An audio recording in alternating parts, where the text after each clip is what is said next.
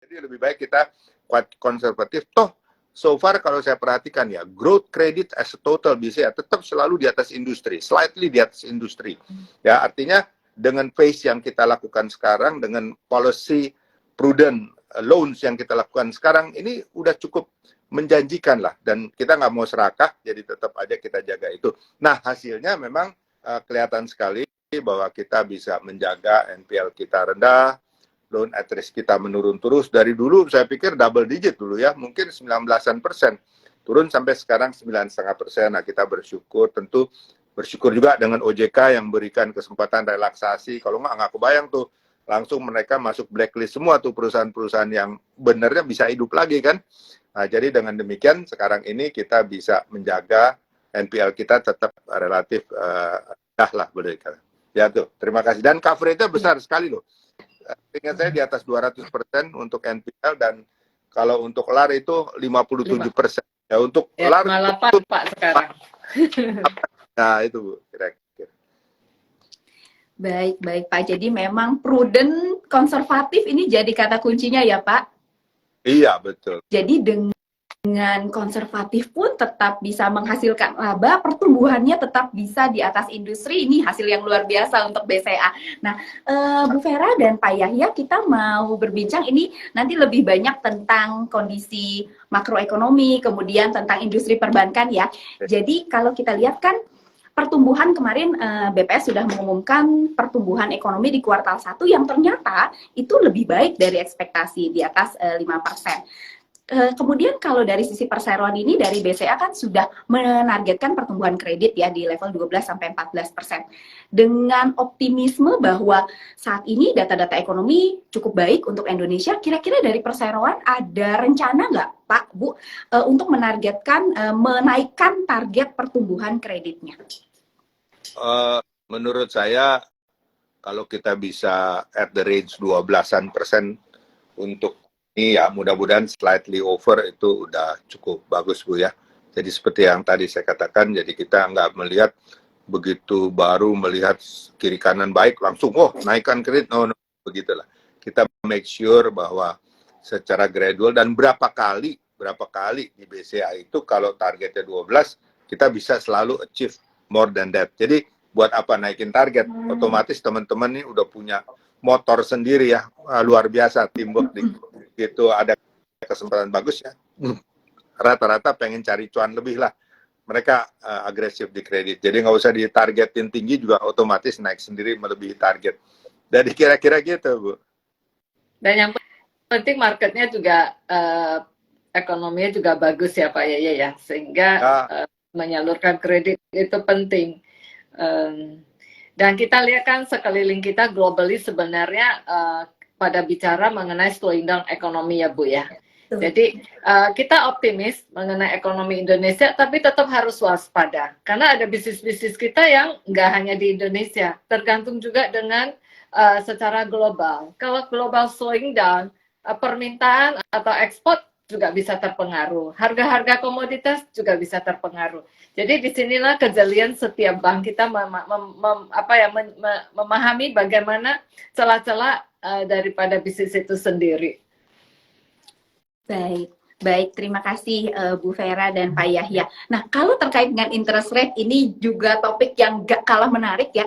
Kalau melihat interest rate saat ini, BI sudah mempertahankan suku bunganya. The Fed pun arahnya ke depan kelihatannya suku bunganya akan bertahan di level saat ini dan mungkin tahun depan ada potensi penurunan. Kalau dari BCA sendiri, bagaimana proyeksinya terkait dengan suku bunga? Antisipasinya kira-kira kalau misalnya ke depan ada penurunan dari BI rate, kira-kira bagaimana pengaruhnya ke perseroan? Ya, jadi saya pikir memang setuju sekali ya, karena tadinya kan Amerika sangat agresif menaikkan interest rate lebih dari 400 basis point. Saya pikir ya mereka udah naikkan untuk mengatasi inflasi yang tadinya sempat 9-10%, tapi terakhir bisa turun sampai ke, saya lupa terakhir 5 berapa, masih tinggi sih. Nah, tetapi dengan adanya Silicon Valley Bank, terus ada First Republic ya, bank mulai jungkir balik begitu, mereka kelihatannya mau tidak mau sadar nih, ini ada something wrong nih. terlalu cepat kenaikannya. Jadi kalau kenaikan bunga itu dilakukan secara gradually waktu yang cukup, saya pikir nggak terlalu membahayakan.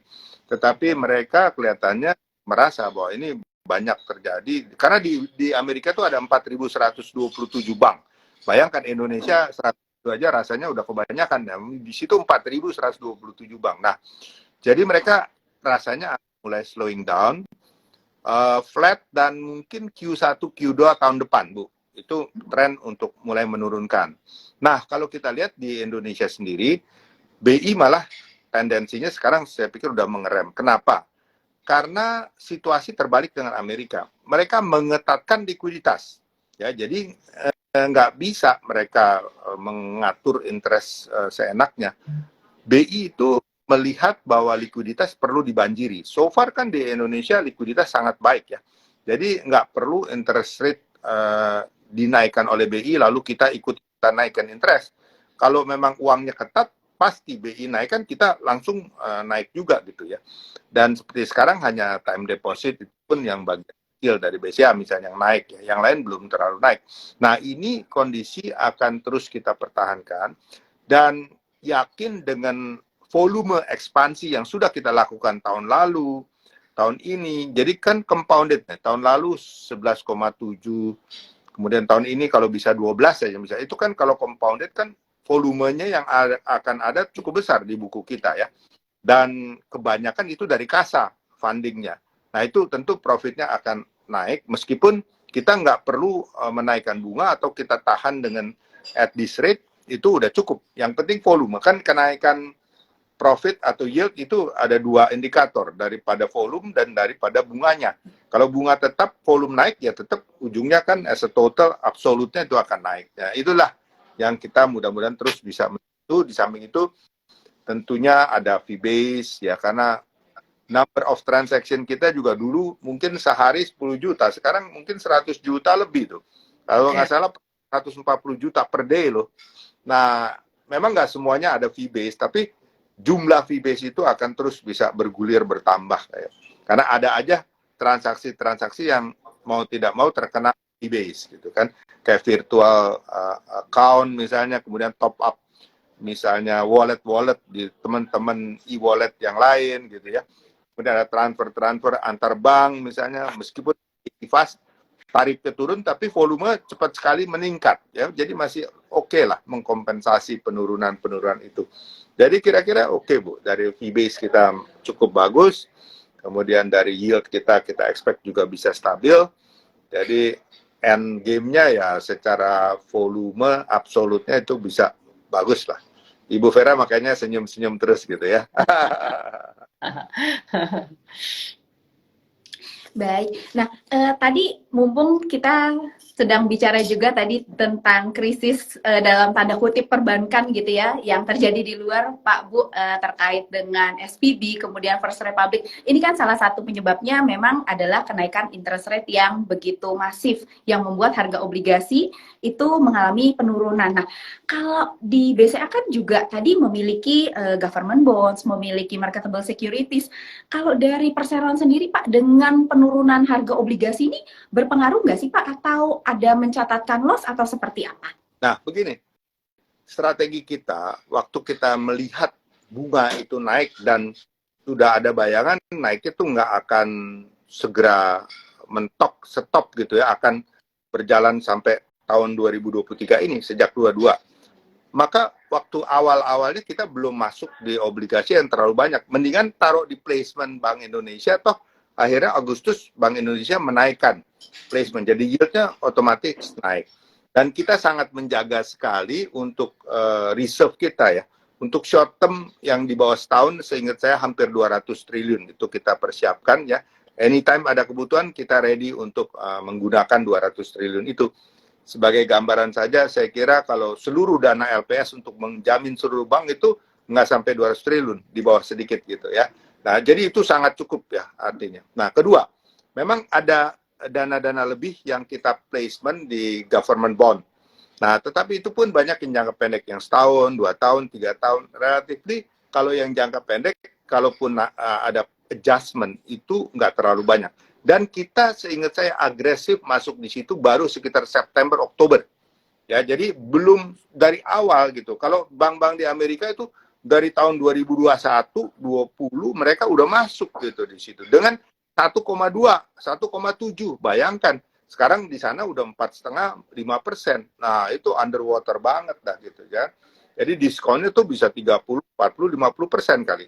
Itu sangat danger. Kalau di kita paling diskon sedikit 5%. Terakhir saya lihat malah masih ada yang cuan ya. Okay, ya.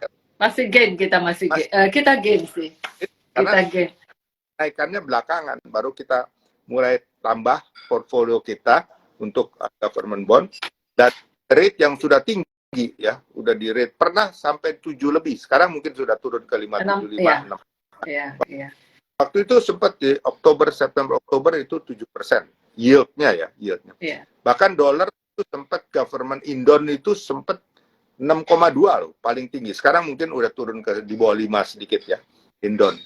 Jadi about the time juga ya. Nah di Amerika itu kasihannya mereka waktu itu langsung borong government bond dengan jumlah yang besar pada saat rate-nya sangat rendah. Dan kalau dilihat funding side-nya juga beda. Kita punya base kasa itu 34 juta rekening ya. Nah mereka itu hanya terkumpul mungkin konglomerat fintech yang besar-besar, dan begitu mereka menarik dana langsung goyang banknya, butuh likuiditas, harus realize losses yang kebetulan sudah at a discount. Nah itu yang menjadi mereka tunggang langgang. Syukurlah bank di Indonesia tidak seperti itu, artinya risk management kita lebih hebat loh, karena kita belajar 2008 udah belajar dari market ya. Ya betul-betul harus dijaga lah risk management, jangan semata hanya cari profit ya, tetapi betul-betul risknya harus dijaga benar-benar. Kira-kira gitu. Dan kalau saya boleh tambahkan, sebenarnya profil fundingnya di bank di luar negeri, di US dengan di Indonesia sebenarnya nggak jauh-jauh beda sih. Itu short term kan. Nasabah bisa taruh giro tabungan malah nggak ada tenornya, atau taruh di term deposit tenornya juga nggak panjang-panjang. Tapi kalau pada saat diinvestasikan di government bond misalnya, nah di BCA kita jaga disiplin tuh, nggak semuanya untuk long term juga nggak ada. Jadi average kita cuma 2,5 tahun karena fokusnya itu untuk menjaga likuiditas. Kalau kita belajar dari bank luar negeri, malah semua bisa ditaruh di jangka panjang, bisa 30 tahun misalnya. Itu udah kelihatan mismatch. Saya lihat banyak pertanyaan, tanya Pak Yahya nih, kiat-kiat investasi saya baca di chat. Salah satu Pak ya suka menasehatkan jangan taruh di satu basket ya Pak ya. Jadi walaupun returnnya sangat tinggi, tapi kita kan mesti punya banyak pertimbangan. Nggak boleh greedy. Baik, terima kasih Bu Vera dan Pak Yahya. Kita mau beralih ke topik yang nggak kalah menarik, yaitu tentang pemilu. Nah, Pak Yahya, Bu Vera kan pasti pengalamannya udah luar biasa di perbankan, udah mengalami berkali-kali pemilu. Kalau misalnya sebelum pemilu, kemudian saat pemilu, dan nanti setelah pemilu, permintaan kredit itu seperti apa sih, Bapak, Ibu? Begini ya, kalau menurut pendapat saya, kita udah melewati berapa kali pemilu, ya. Bahkan pemilu-pemilu sebelumnya, 2 tahun sebelum pemilu itu udah cukup panas lah. Kalau sekarang kan ya adem-adem, angat-angat kuku lah istilahnya. Jadi belum panas, padahal udah kurang dari setahun ya. Februari tahun depan udah pemilu. Jadi kalau saya lihat baru kemarin, ekonomis kita memberikan gambaran mengenai optimisme dunia usaha. Apakah itu SMI, komersial, sampai korporasi, sampai masyarakat. Nah itu semuanya naik loh. Itu cukup menggembirakan kita ya. Di mana orang dulu selalu bilang, waduh mau pemilu, tahan diri untuk investasi. Mau pemilu, jangan ambil kredit dulu, jangan bisnis dulu ya. Ini enggak kalau kita lihat. Dari segi optimisme itu lebih positif, dan nyata seperti sekarang kalau kita lihat kredit growth sampai Q1 kemarin bisa naik 12%. Ya, artinya apa? Artinya memang masyarakat sudah udah biasa lah, ini suatu pesta demokrasi katanya. Kalau pesta ya ada seru-seruan kan, tapi nggak membahayakan ya. Jadi saya pikir kalau kita ambil hikmahnya ya, jadi kita nggak boleh khawatir akan pemilu.